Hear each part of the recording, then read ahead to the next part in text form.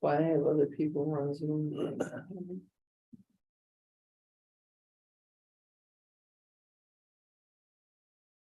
So at your next meeting, you gotta approve the land deal. I don't know what we're doing. That's why I have other people.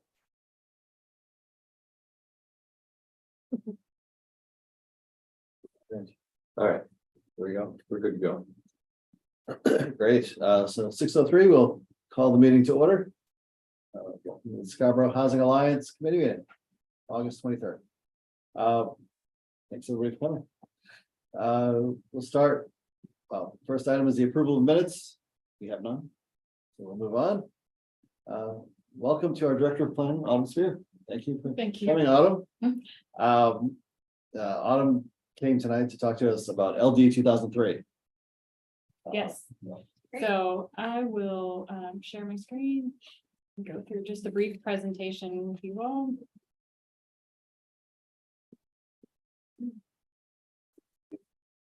And I'll say we had these great plans and ideas of diving into LD 2003, getting ahead of it, and then we learned all the great work that you've done. So we really appreciate that and excited to see what you've got. Yes, it really seems like it. So yeah, I'll go through this. This is part of a workshop presentation for LD 2003 that I presented council planning board. But LD 2003, of course, you all know the basics. It was all about increasing housing opportunity. And it really set up 3 different ways to do that. So talked about density bonuses, and it talks about accessory dwelling units, and then put more than one home on an existing lot. So in the way the law was written, it's in 3 sections, and so that's how this presentation goes through, just to show you how what we needed to do to address these 3 sections to become compliant with them. We are we went live with our ordinances July 1st, so we are in compliance. And so we are all set. We're ahead of the game a bit. And that way, we also have a little cushion time. If we find something wasn't quite right, we have some time to fix it, and we feel good about that. So when we drafted these changes, there were some assumptions made. The most conservative approach was made. The law allowed you to make some conservative approaches in regards to lot size. So you could still require a minimum lot area per dwelling unit, or you could not. So you could go a different direction than this, but this was really set up very conservatively. We also defined our maximum number of allowed accessory dwelling units, and then we removed any potential for dual density bonuses. With all that said, I will say when putting this together, the town was in pretty good shape for LD 2003. LD 2003 was some really good ideas, but it wasn't perhaps fully thought out to really enforce a lot of things that it wanted to do for this community. And other communities, I think, that don't have multifamily districts at all, or don't talk about density bonuses, it probably had a huge impact. But overall for Scarborough, it's not, I don't see that it's going to have a huge impact. So I just wanted to put that out there because we were in pretty good shape. So when you say that, I mean, do you say that so that people don't get scared of it? No, scared of it? no, for you all, expectations. to quell expectations more. So, and especially for you all, it's like, oh, this is an opportunity, but it really didn't offer up a whole lot more than we already had in place. It did a few things. Yeah. And I'll go through those, but it's not as scary as it sounds to some people, and then it's not as exciting if you're on the other side of the fence. So we just kind of ended up sort of middle of the road with the changes that it required. So this section 4 has to do with the affordable housing density. And that's the part of the law that says if multifamily is allowed in a zoning district and it's in a growth area, the base density can be up to 2.5 times. So pretty substantial density bonus. If the project is deed restricted for 51%, 51% of the units have to be affordable at the 80% rate for rentals and 20% for ownership. And so this does require deed restrictions. The parking requirements went down, so that was one thing that was an effect. 2 parking spaces per 3 units instead of 3 to 4 parking spaces. But all of your other things still apply. So your lot sizes, your water and wastewater, shoreline subdivision, all those things still apply, and growth permits still apply. Mhm. So the effect on Scarborough, what we ended up having to do, I added an affordable housing density section, and it really just mirrors what was approved in the law. And then I removed the affordable fee in lieu option, so you couldn't get double credit by paying, right?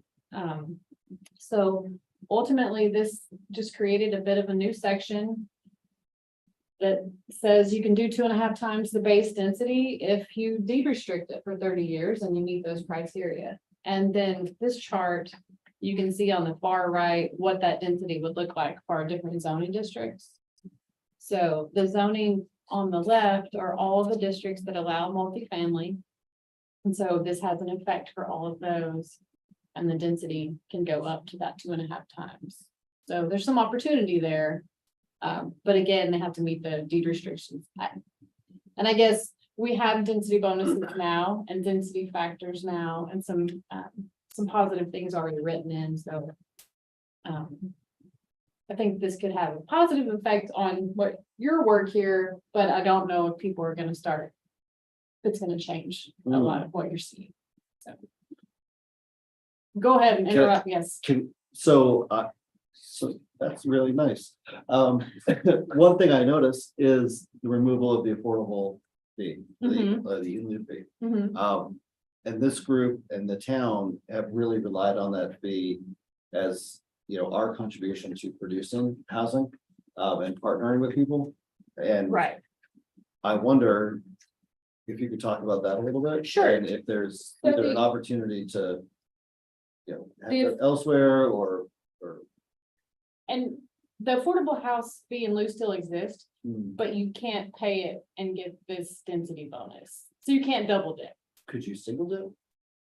The way that you can now, but you can't get the 2.5 times Okay. and then pay for that. Right, just as a practical matter, the vast majority of the funds we've collected have come by way of contract zone process, as opposed to the in lieu fee for density bonus. Gotcha. So I'm not saying it's nothing, but comparatively, it's a fraction of the total.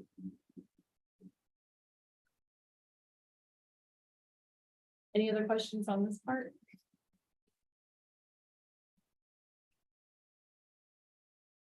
The next one, section 5, this one takes a bit of time to really think about, and this one probably is the bulk of what we had to change for our ordinances. It's for any district housing is allowed. And so the real rule is if you have 1 existing dwelling unit, you can do up to 2 more. And then if you have 2 existing units on a lot, you can't do anything else. But if it's vacant, you can do up to 4. So it's it required us to really look at how we define dwelling units, and then this is where your lot area comes into play. There are not a ton of locations around town that this would really be applicable. However, Willowdale comes to mind. There are some really long, narrow lots, and they're zoned for smaller lot area.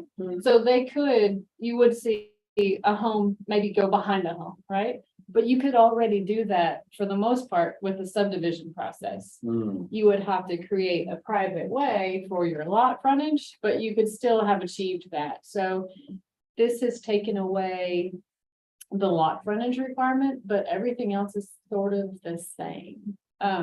So I think we'll see some single family homes be constructed on existing lots, but not just a ton more than we're already seeing. Because I know one thing that I've noticed about Maine, and it took me a bit to get used to, is the way people will subdivide lots and go behind and beside, and that was not something I've ever seen anywhere. And now I'm sort of used to it. But this is just really making that just a bit easier, but everything else still has to apply. you know, if you are in a neighborhood with restrictive covenants and you have a 2-acre lot, but you're only required 10,000 and your restrictive covenants say 1 home per lot, then you're still stuck with that, so. um, And with the adequate wastewater and septic. count for that? Yes. Which brings up, I was gonna wait, so I'll bring it up now, which is, most people are not aware that Scarborough has probably the most restrictive septic rules in the state, if not the most restrictive, and it has to do with a settlement in the late 70s. I'm looking at Mr. Wall, if I recall. That I think are ridiculous, not that I'm not, and I will put it out there that I own 2 lots that could be developed, not that I'm looking to develop them. In fact, I'm looking at maybe doing conservation easement, I don't tell Scarborough Land Trust. I just announced it. Anyway, no, but that being said, I know there are other lots out on my side of Scarborough that may fall into that people may want to put an in-law, and under state law, it's allowed. But under the Scarborough rules, Well, the state law also says that you have to have the Scarborough wastewater. right. exactly, is way more restrictive, which I think, and again, I think that's silly. And Michaela would know this, is that you can drink water out of some of these brand new super duper septic systems that are out there now. The engineered ones, they're very expensive. wanna I think wouldn't about want to either, but Why would they that's call how they sell it. I will tell you that, because I've had that push, I'm like, no, that's okay, I'm fine. But I would like Scarborough to look at that, not because of my situation, but because I'm aware of Sure. it. It's like, can that be helpful for some people? So but I've already talked to you about that. I just wanted to put it on the record. So when we looked at the requirements for this one, as I mentioned, a lot of amendments were required just to kind of change a bit how we defined residential home. So we had to create an extra use. So in the RF and the RFM zone, you can do up to 2 residential homes per lot, but you can do up to 4, and the others were single family were allowed, and then it refers you back to some performance standards for all the strange rules. So a lot of ordinance changes were required, but not a whole lot of it.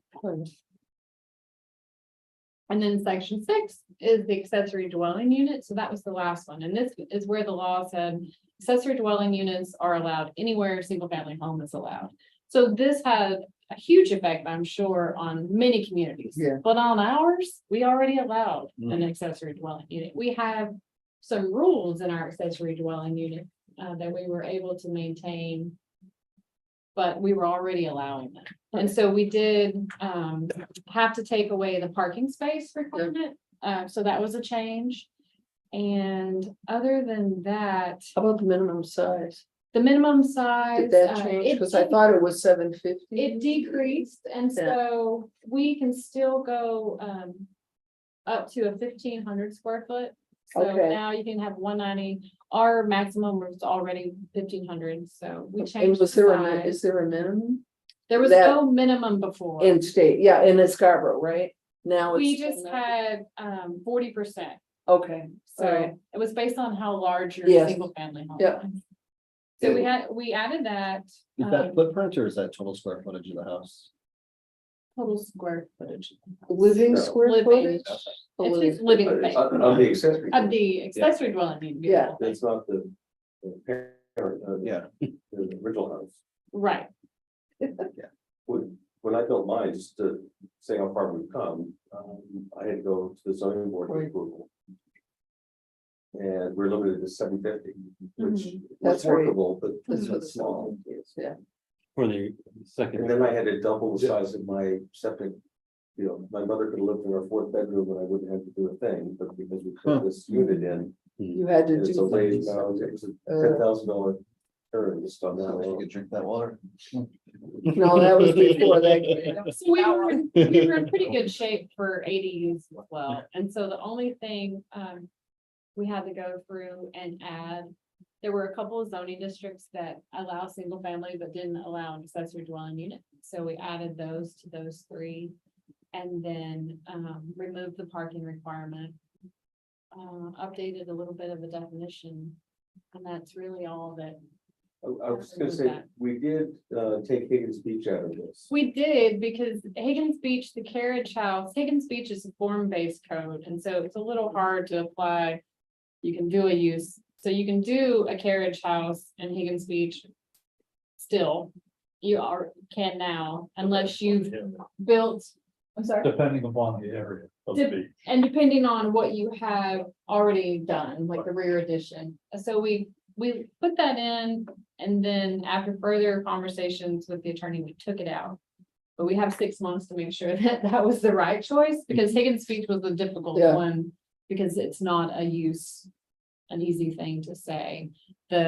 The use and the form and the setbacks are wrapped up together. And so we took it out for the time being. I don't think that we actually need to. Well, they still allow a carriage house, right? Mhm. Yeah. Yeah, Yes, none of that there- changes. So, None of that changed. yeah, We didn't change anything. You mentioned 6 months. Is that self-imposed or what's 6 Oh, months? 6 months is when it's technically supposed to be. The state- The that's the state gave us state. the 6 month Yeah. extension, which is now what, 5 months? Yeah, right. End of August.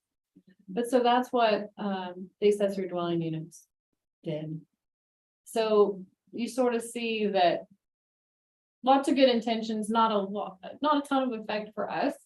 Sure, ton of effect for other communities, especially more rural areas and areas that hadn't already addressed some of these things. But we were in pretty good shape. To get this put into place. This is a look, if you ever want to see. What. Kind of an overall, I can't move that one box over there. Tom, can you move that? Where would you like to move to? Maybe to the bottom right, and then I'll show you the zoning. You can see, this is just a summary of everything that we had to do. In the zoning districts, so the ADUs, we had to add some things, and then the minimum lot clarification. All those yeses, we added that in, so we defined that further per dwelling unit. Rather than just per lot, so. Other than that, I'm happy to answer any questions. I think it's important to note the stated policy objective by this whole legislation was to expand. I don't know if it's affordability, but certainly numbers, Supply. increase the number Supply. of units and hopefully housing choice is part of that too. And I undoubtedly it probably will have that effect in the vast majority of the state, but not so much for us. Except that in ordinance, we are going, I didn't see it on tomorrow's agenda, but we are gonna be looking at short-term rentals. And how is it September we put it on, let's see how it's that way. Just because. I know personally myself, I have a concern that you allow for these ADUs. But if they get really flipped into short-term rentals. Like Airbnb or VRBO or whatever the heck's out there these Mhm. days. Then it's gonna defeat the purpose of having the ADUs. That's not to say I don't think they should be rented. Right. Because people should be allowed to bring in some income if they need it or want it.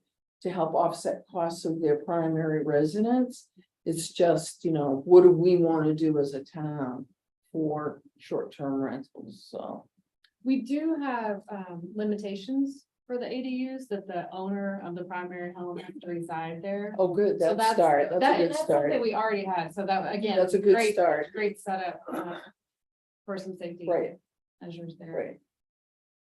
So I think the short-term rental, it's gonna be a fun conversation. It always is, every municipality just loves having that Mm-hmm. conversation. With the increase in supply, is there coordination with other departments in town around transportation and things like that? If there's more housing supply, I Mhm. imagine there's more housing occupiers and more like auto occupiers and like users of other things in town. Is there some broad coordination to deal with that? Yes, Yeah. so last night was the transportation committee meeting, and we're doing a transportation master plan. The town engineer and I are involved with that. All of our development review processes involve public safety, public works, town engineer. So that's all always a conversation, and we have a development review committee Mhm. that looks at everything that comes in. And then we have, of course, the rate of growth ordinance that also limits what's gonna happen. So we have a good idea and understanding of how much growth we can get Mhm. any given time. So yes, it's very coordinated. Is it perfect yet? No, but it's the goal is to be very coordinated, to understand the effects. And then are you guys, or is somebody looking at other impediments to development? And some examples, like I think of stories I hear about, I don't know if it's here, but other towns, like sprinkler requirements Oh, that increase the cost of construction, or curb cut requirements, or radius requirements and roads that make it hard to build neighborhoods, or some of those other hurdles that make it hard to build in a town. Is somebody looking at roadblocks like that? No, I would say, We are looking at a comprehensive rework and institution of new impact fees as well, but. But I wouldn't say that was their impediments. Those are really intended to have new development pay its fair share. right, And we've, for 20+ years, have had a pretty hefty suite of impact fees in place. Yeah.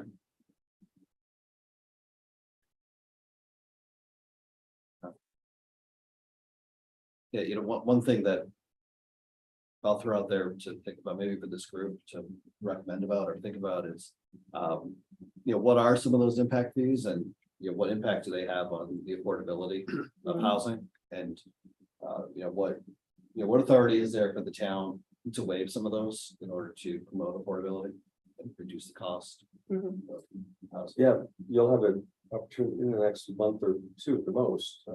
We've actually, I think the school impact fee update is the one that's most advanced at this point, and we went to the finance committee last week for some input on our methodologies, and a big part of the conversation is around, and I think the angle they recommend we take is really focus on the number of bedrooms as being the best determinant of fees.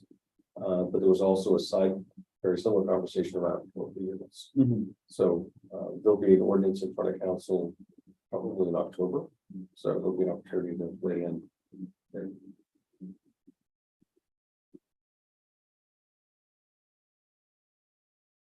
any other questions for me?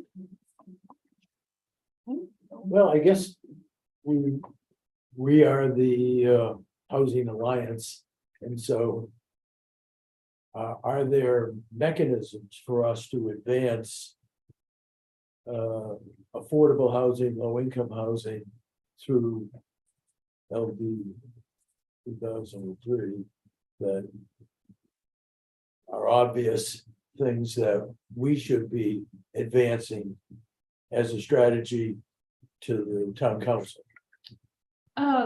The one that really would be the biggest bang for your buck is the density bonus, the 2.5 base density. That's really where you would have the most impact. You could get deed restricted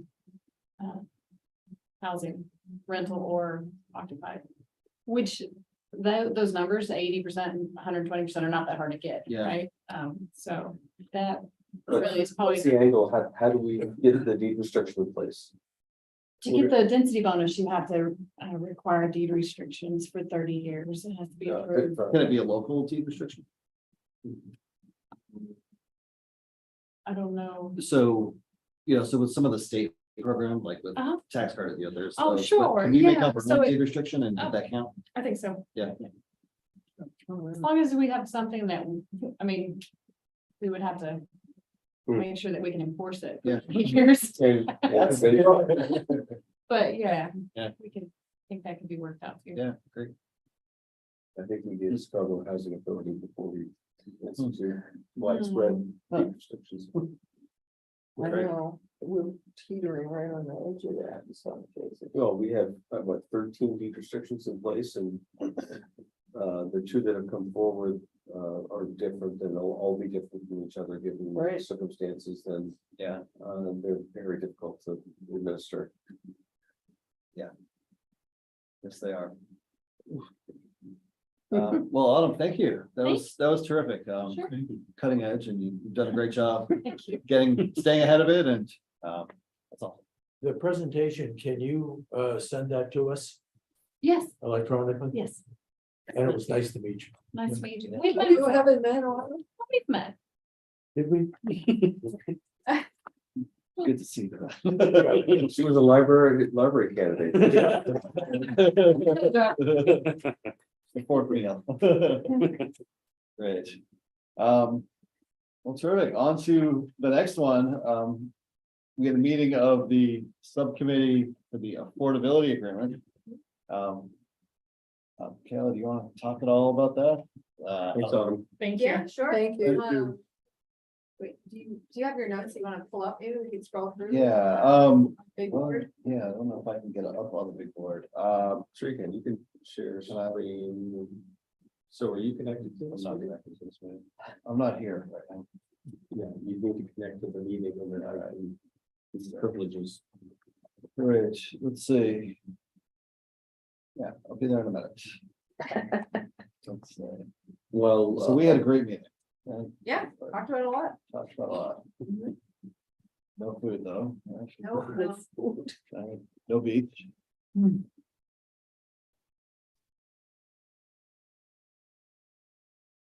Just to buy Brian some time, before this meeting, Brian and I met with a local real estate broker who is potentially looking to list one of the properties that's in our program, in Mill Commons.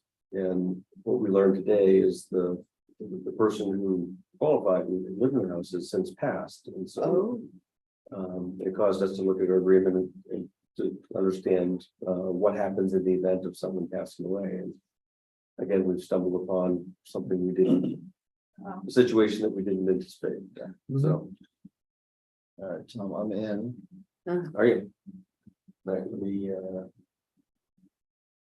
mean, didn't this strike you as incredibly complicated, but yet doesn't seem to advance the opportunities for affordable housing? What, LD 2003? Yeah. I was in on the beginning of that with Maine Municipal Yeah. Legislative Yeah. Policy Committee, and that was brought up more than once. I would have asked more questions, but she never got to English. So I mean, that, Let's share the screen. The point of it, according to the state, was to expand housing, period. Because we're very fortunate in this part of the state in that we have planning departments, whatever. You don't have to go very far outside of Portland or Greater Portland. Buxton. Go to Buxton or anything. I mean, code enforcement is, for examples, open only certain hours of the week, or, yeah, I mean, Michaela knows when we're trying to do as real estate brokers, it's like, it's incredibly hard to get information, answers. yeah, In a lot of towns, you mentioned growth. There was something on the news about, I forget the name of the town, and someone wants to do affordable housing in it, and this is a small town, I think it's outside of Bangor. And everyone in town's all in an uproar over it. They don't want it. They don't want it. It's Yeah. like, we can't afford it, we can't blah, blah, blah, blah, blah. And it's like, and that's what you run into. It's like apartment houses in our, what, Yeah. so. All right. Oh, here we go. So we're actually looking at the agreement that's in place, that's the documents reported against these deeds. Yeah, so we went through and just kind of marked up different sections with some comments. I think our next step will be to hopefully get a word version of this and suggest some actual changes to this. Yeah, But so, yeah, the big one that we changed was maximum allowable sales price. Oh, right. We changed that to maximum allowable listing price, because I think that confused a lot of people. Yep. What was the question that we were asking up that earlier, what, 2.4 though? Yeah. Just trying to go back to that. Ask Tom. Ask What? let's see. Oh, let's see. There was another section, Oh, I think. the time frame. Is that what it was? Yes, yeah, that's what we were talking about. The one thing that, I was just kind of wondering about.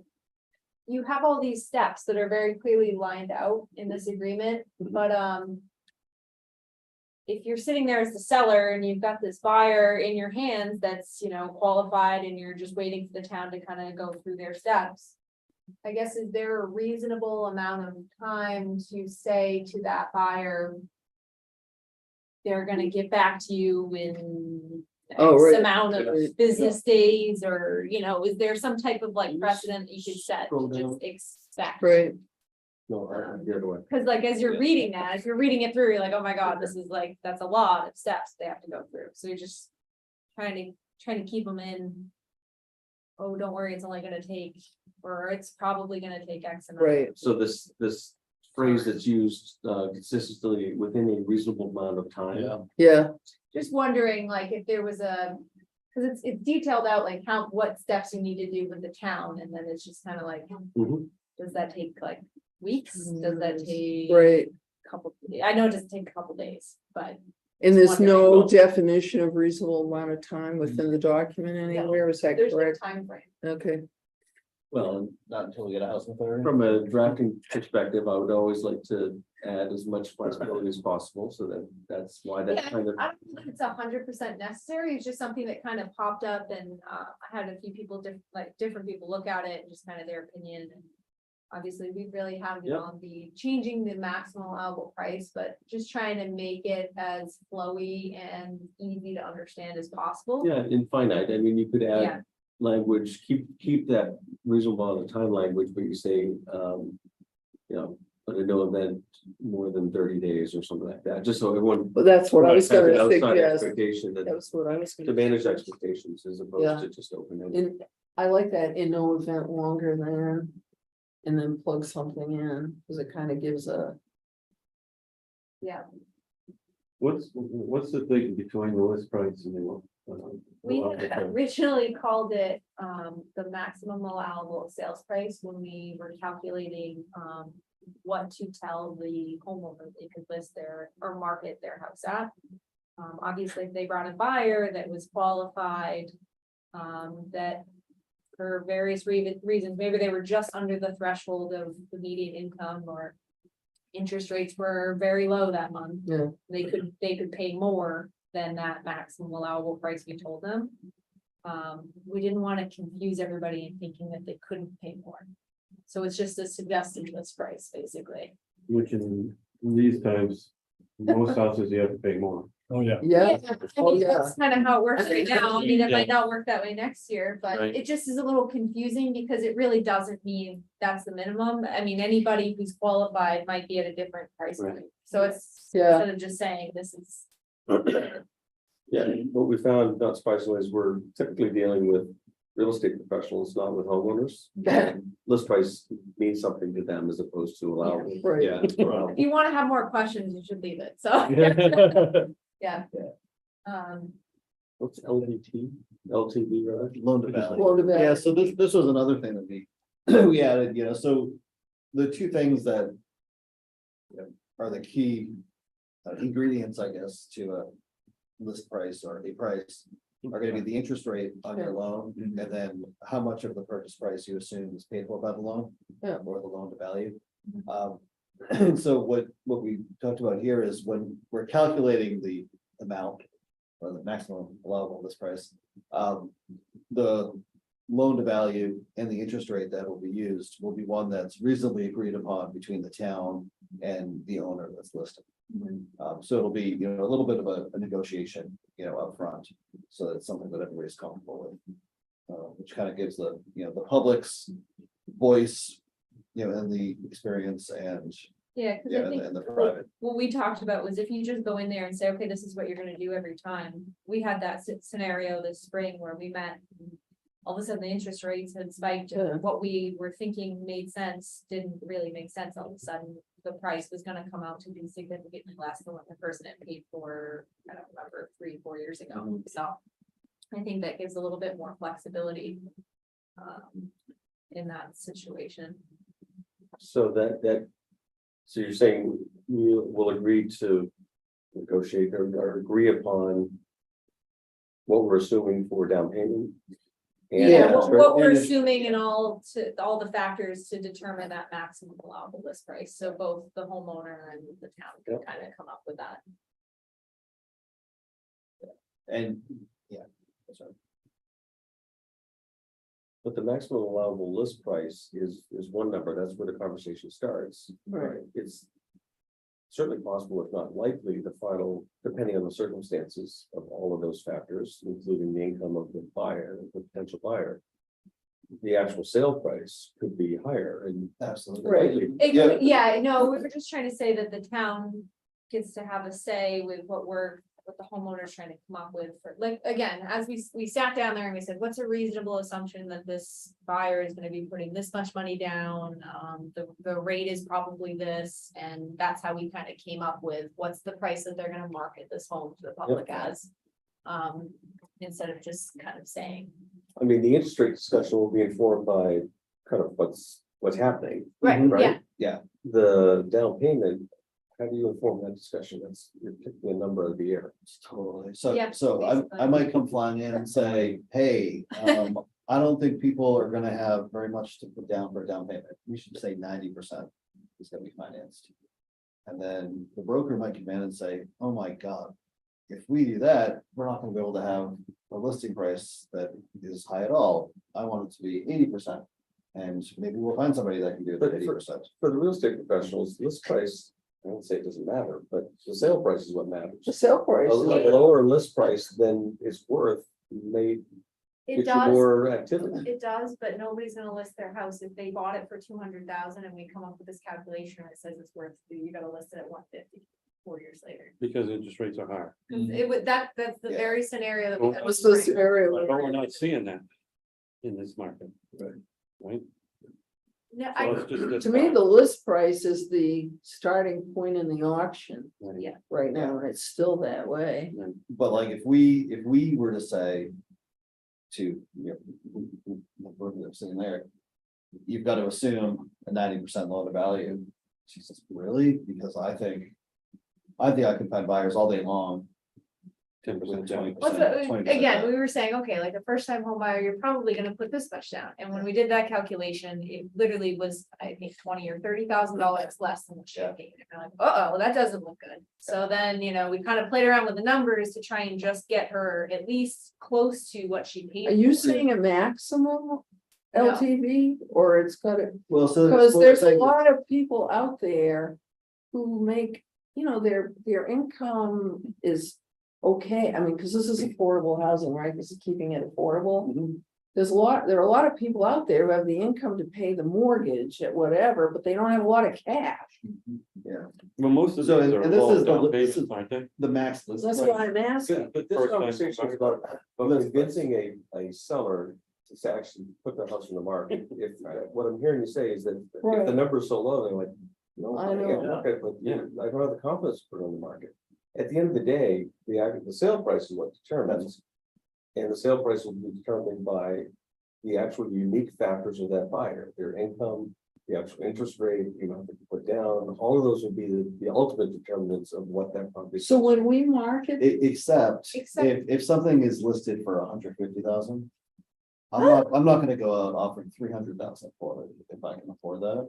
Like you're gonna be. it depends. So, Well, and we're also assuming the market is gonna be the same. I mean, know. next year, it could be everybody's paying under asking, you know what I mean? Like, we're just assuming right now that everybody pays more than list price, so, Yeah, fair enough. The other thing that might be helpful for the real estate professionals is to come up with some suggested language that we put in the listing. Just to flag to That's buyers and. Well, that other was brokers. my, do we Yeah. market these as these are restricted to X type of buyer? kind of left out to But it would show up I know, on the MLS as 37 mil comments with the price, right? Yeah. You'd have to read in the notes You to have see to- that there's yeah, you have something to pay unique attention. happening. but it's out there somewhere, it's disclosed. We I don't would have to require it. go back and look and see what the person. I haven't personally represented anybody then. Yeah, I've That's never all. done one of those, so. It might be helpful if we had some language prepared to say, this might be helpful if you put this in the notes, just for Do other we have brokers. like a FAQ, or are you just the sounding board for any time somebody asks? Fielding all the same questions, I don't know. I'm sure that's not very easy on your part. We don't have FAQ on the resale. Not, again, there's But- not like a huge amount of them, but I'm sure it's frustrating to get the same question. No, I think we probably could come up with 10 or 12 Yeah. FAQs. But sure as hell, every deal's. Then there'll be something different. Yeah. Yeah. But- That's not, Well, that's a terms good of idea. queues, I mean, we've only had 2 sales. So they're- No, we've got everything. I thought it was a simple question. No, no.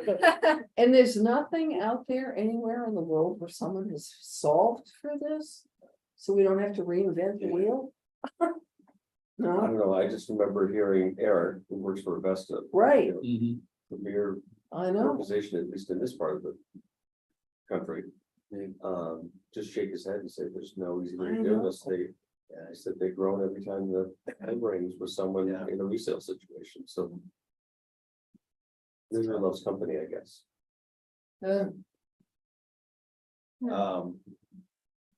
Yeah, this was another area that we talked about. This is what happens in the event of foreclosure.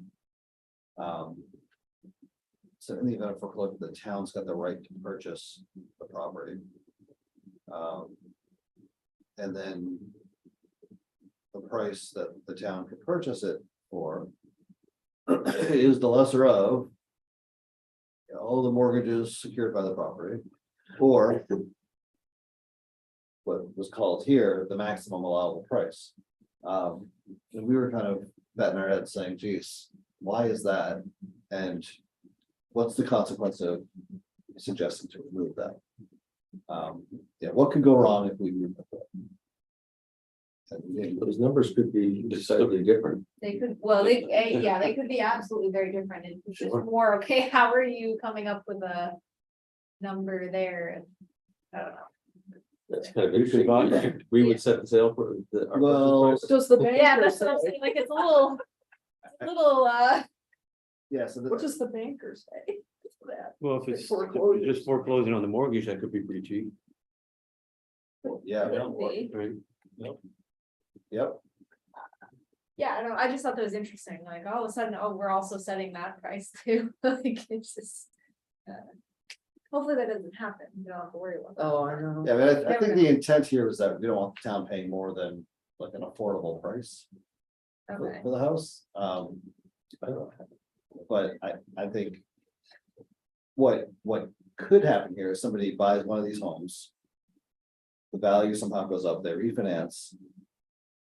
And then a bank that's not looking at this says, oh geez, now we want to foreclose and the town has the right to buy it for less than is owed on the property.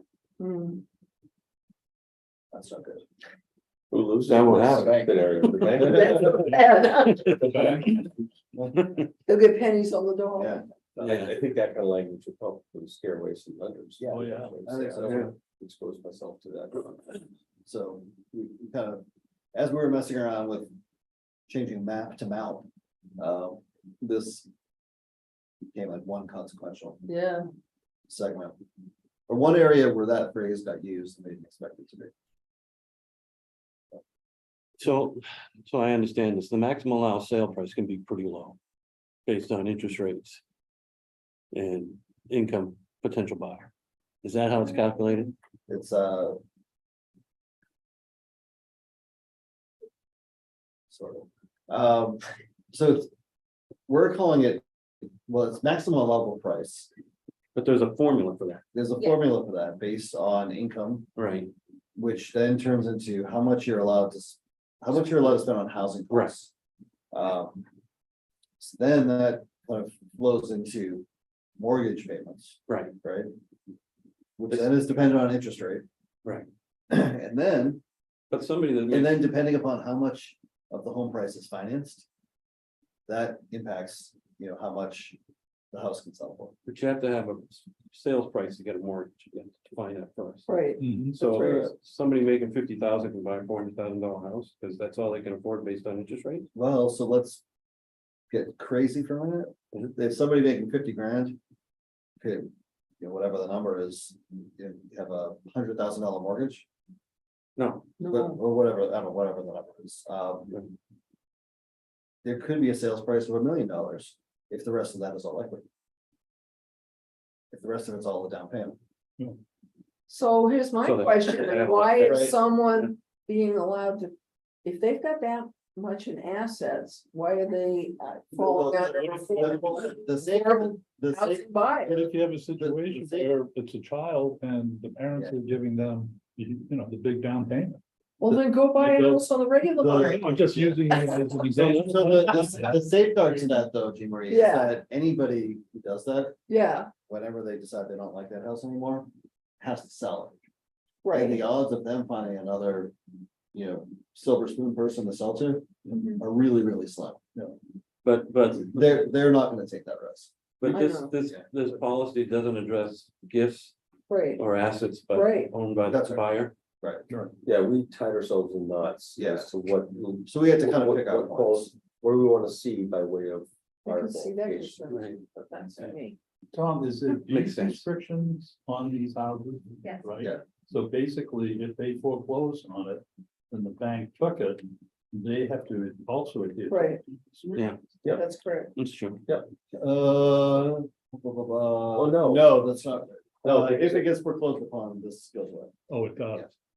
That was a big issue in the drafting of this. Oh, Jesus. Because That's if, fine. if we left that in, it would be nearly impossible to get. Financing. Conventional financing, banks would not touch it. Yeah. Oh, so that's why we added in the whole piece about the town being able to go back and buy it within 30, then they could, okay. Well, that makes more sense. So in that scenario, the bank would be whole, they'd go their merry way. Yeah. And we'd have a unit to market and sell to another affordable. How is that? It wasn't there a new law passed in this session regarding towns and foreclosures, lien and that's the tax lien? Would that affect that at all? Were the municipalities involved? Good question, huh? The question Jim is raising is that Maine law for centuries has been very blunt in its automatic foreclosure. Yeah, if you So, don't pay your You taxes. don't pay your taxes after a certain point, the town actually owns it. We don't. Mhm. You don't have to file a bond. The council can waive foreclosure. On Right. rare occasions we do that, but without any action needed, automatic foreclosure happens. Until recently, how did that work, Jean Marie? The concern was, it happened in another state, actually, I think, not Maine. I thought it was Maine. There was something in Rockland. I'm thinking of I'm Rockland. sorry. But I'm,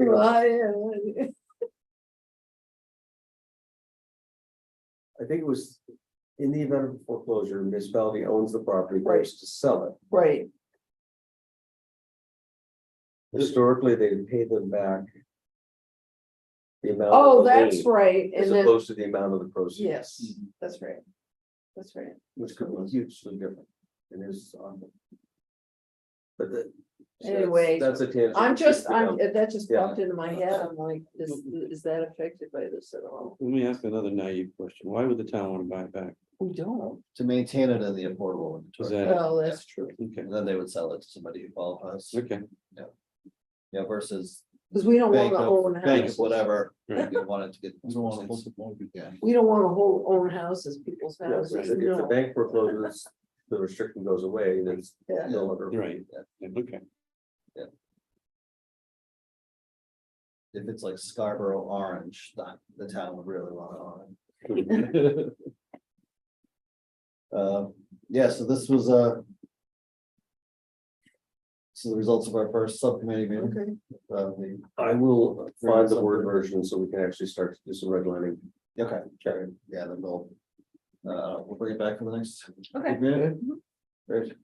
Do we want to touch at all on our conversation before this meeting?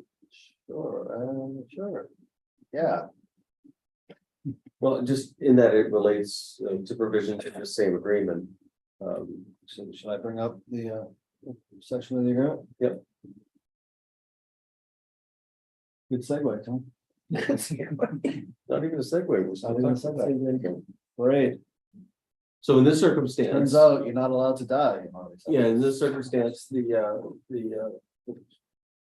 owner of the affordable unit, passed away, I don't know when, earlier this calendar year.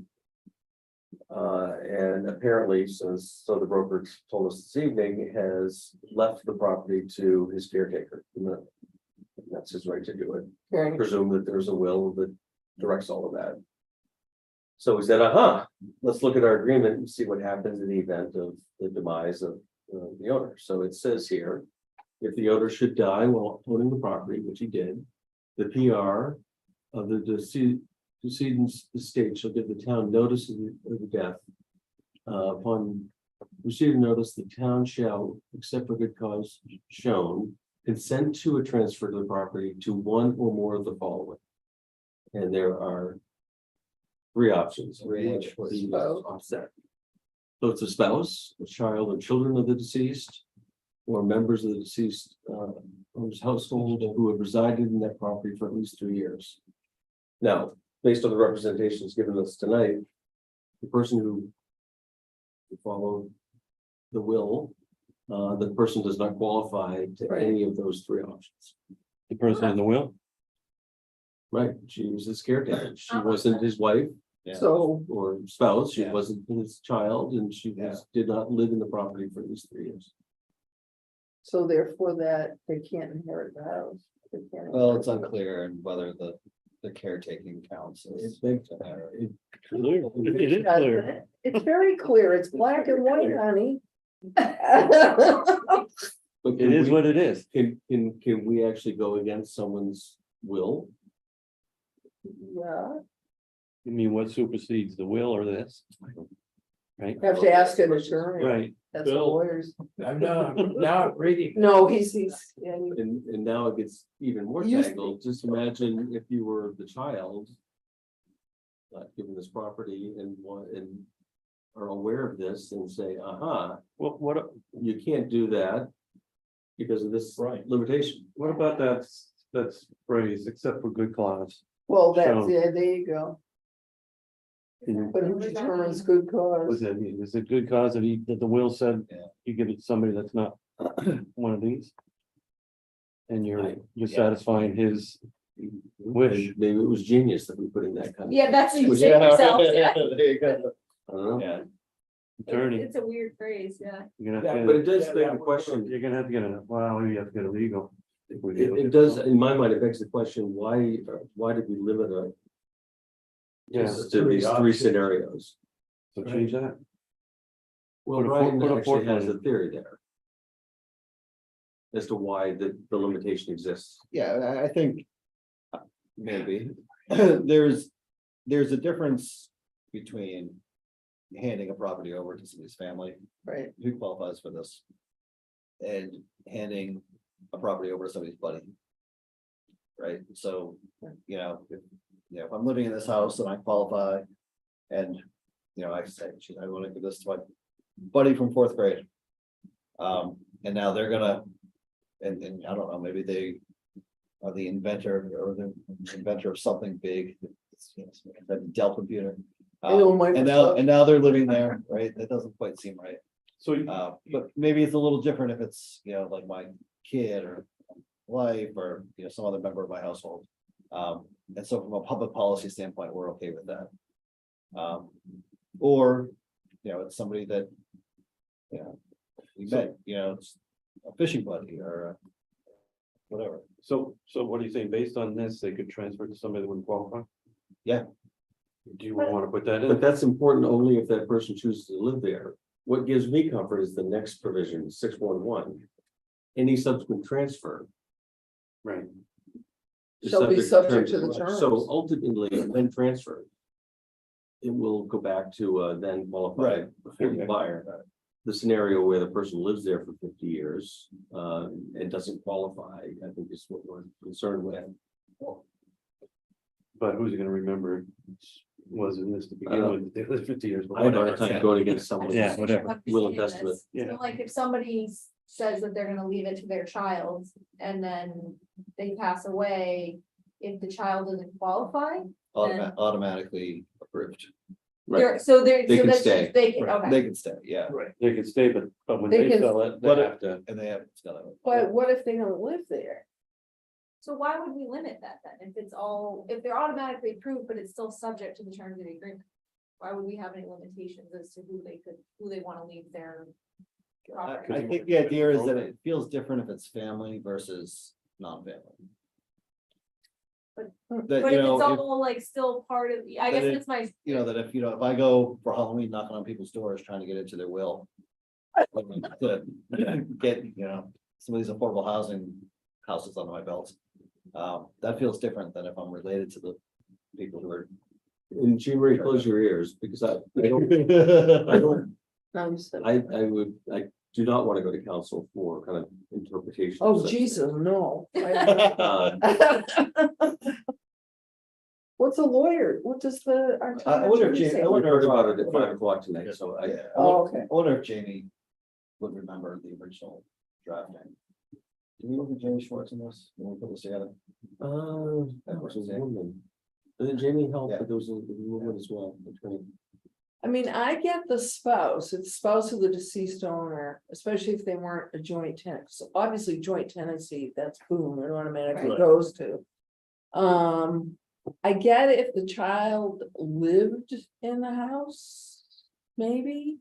I don't get all this other crap because it's like, but like. because you're there's- gonna end up selling the house, so any proceeds that come out of it would go then to whoever the heir is, Right. correct? Well, You not, don't have to give them the house, you just have to give them any proceeds, if there are any. After following everything that I we just don't did. understand why we're trying to throw more restrictions on if it's still subject to the terms of the agreement.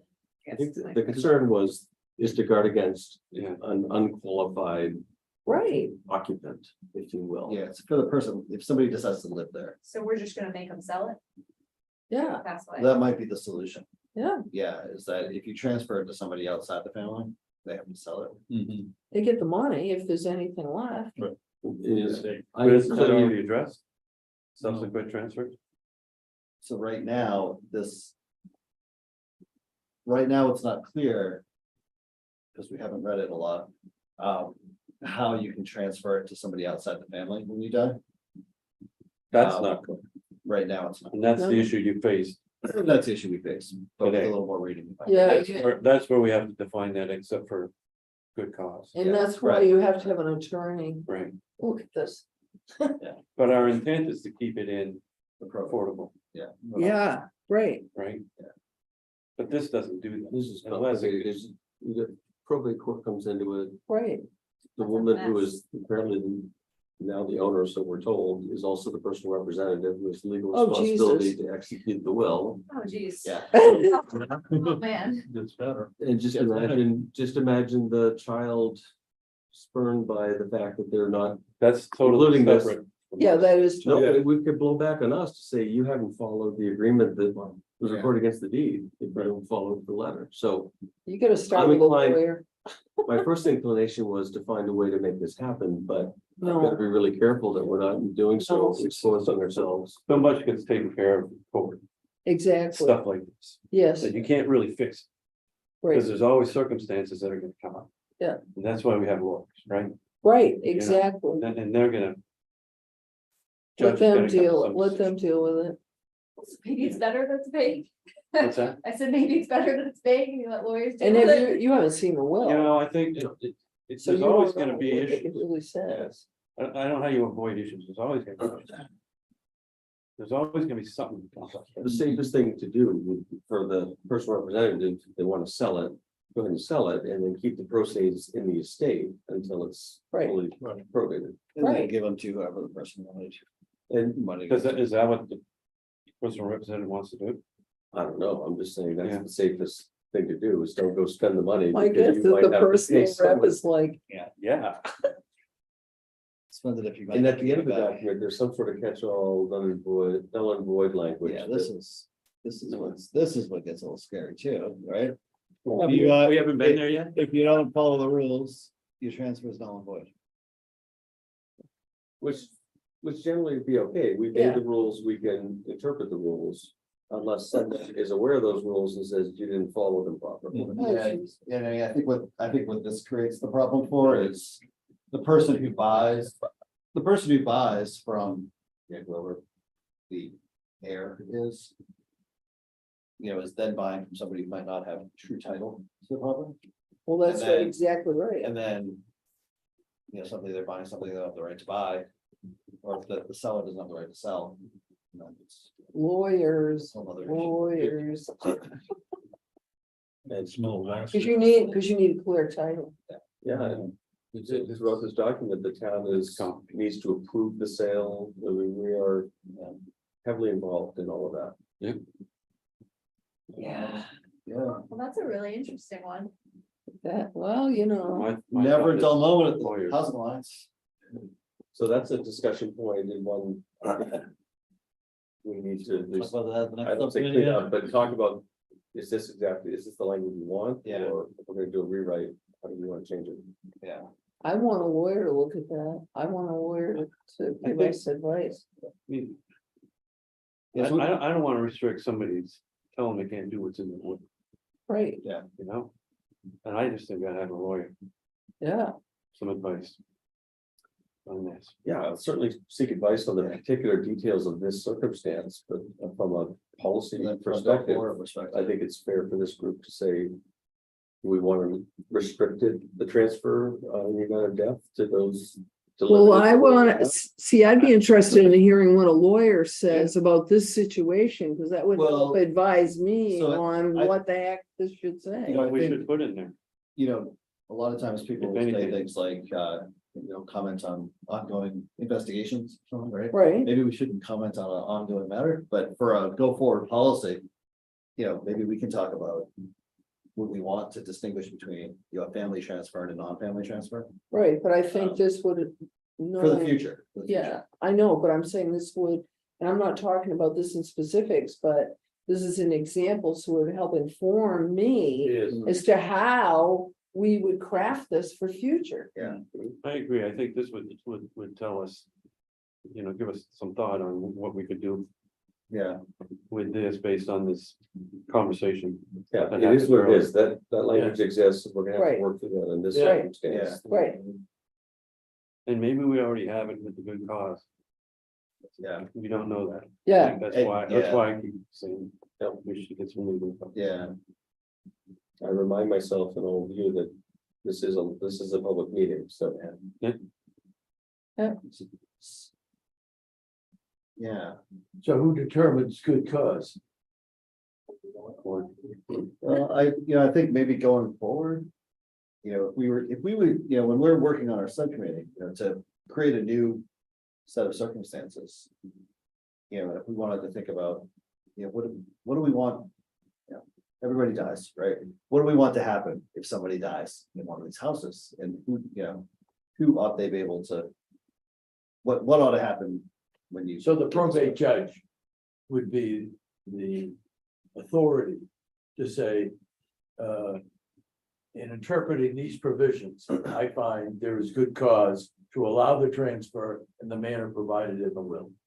Yeah, and Would this level of detail be in front of a probate judge?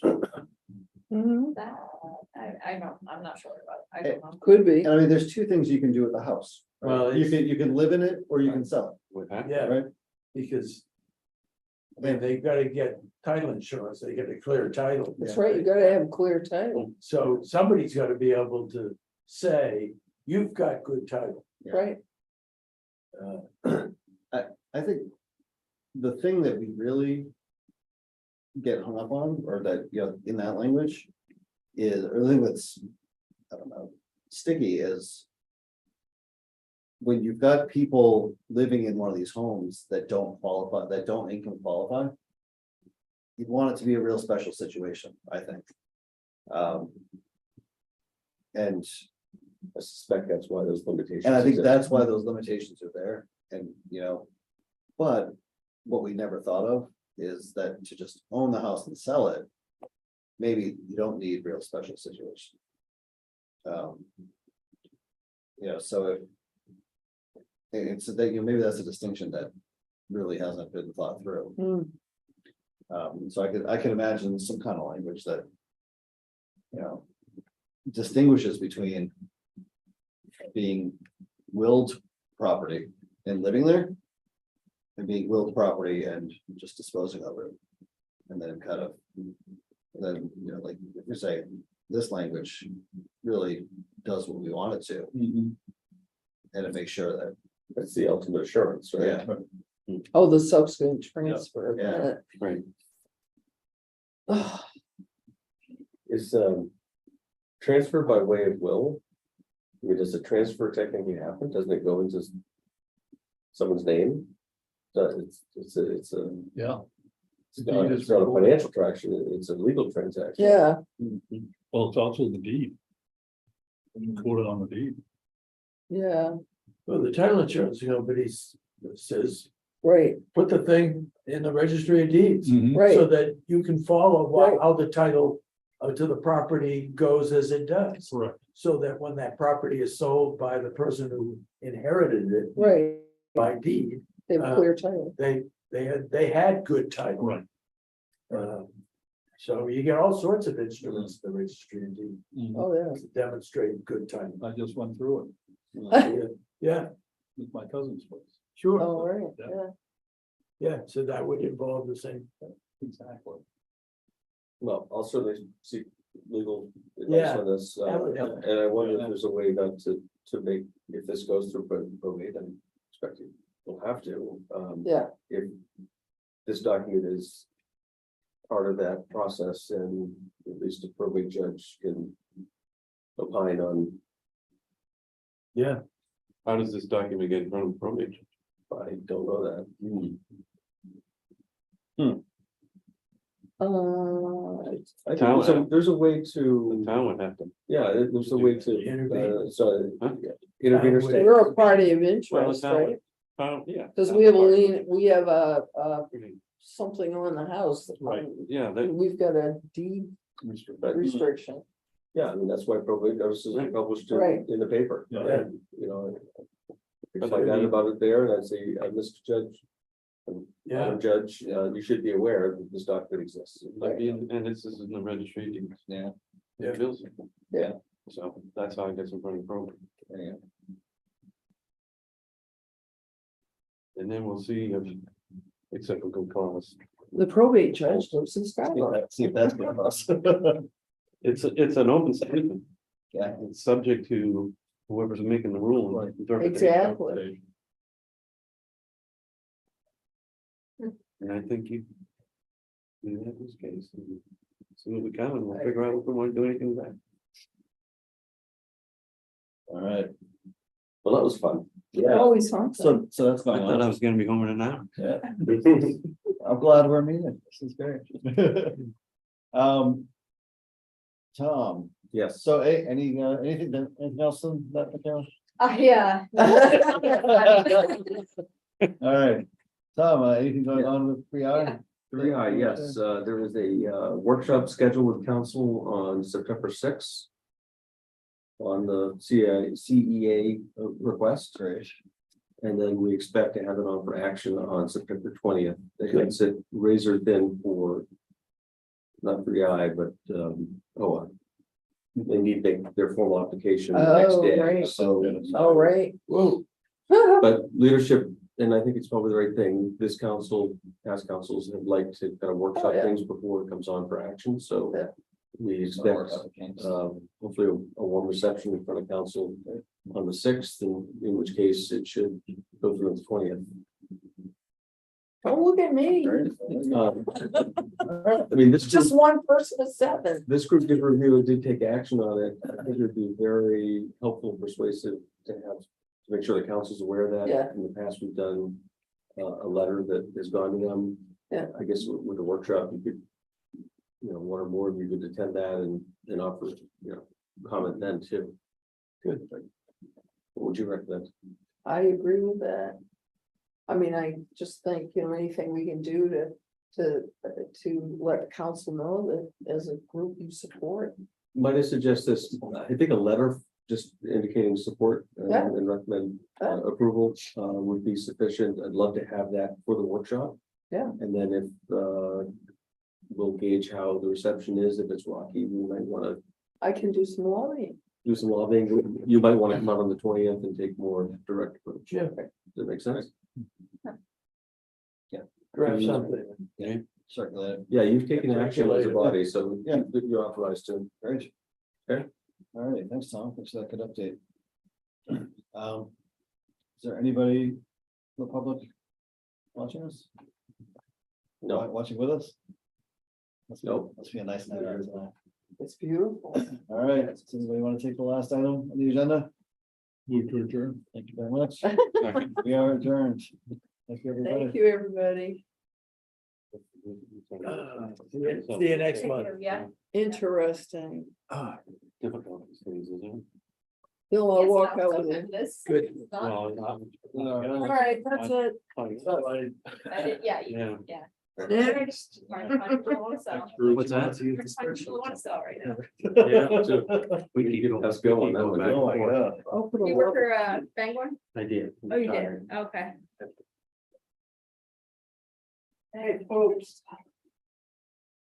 Well, so it's monthly at this point, right? So we gotta figure that out next couple weeks here, Brian. What's that? The meeting. Setting up a, okay, Yeah, all right. yeah. Just trying to keep that in my mind. Yeah, The month flew by. Yeah, exactly. Ryan just left. We'll have what you requested by the end of the week. Oh, great. Good night, all. Yes, thank you. Yes. Enjoy the last few weeks. Yeah. So that broker, I see at the gym all the time. The what? The broker I see at the gym all the Yeah. time. So she can hit me up tomorrow about the conversation. Yeah. Do you know who it is? I don't really know what, well, I talked to the gym. Yeah. About this Sorry, other gym chicken? tag. Is that her name right there? Yeah. Yeah. I'll just tell her what. Yeah, that's right. See you guys later. See you, Bob. Thanks. Yeah.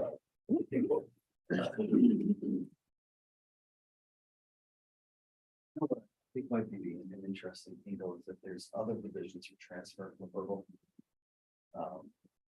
That They're outside of the, outside of the rural transfer for heirs.